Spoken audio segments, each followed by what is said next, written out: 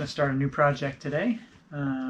Waiting for some stuff to harden in the pressure pot. So while that's happening overnight tonight, I figured I would start off with a new thing with this piece of yew.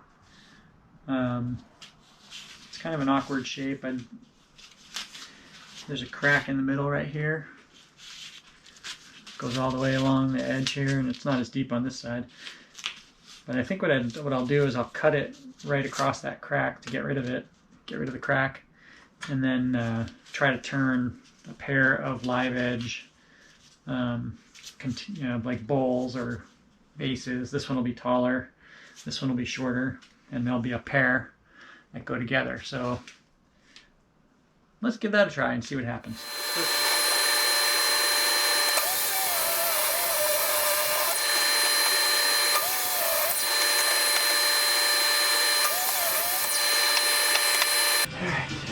So the plan then is to put this onto the lathe and turn it up and yeah, make a live edge sort of vase out of it. And then I'll do the same with this one, and there'll be a matching pair. So let's get you set up over there and we'll give that a try.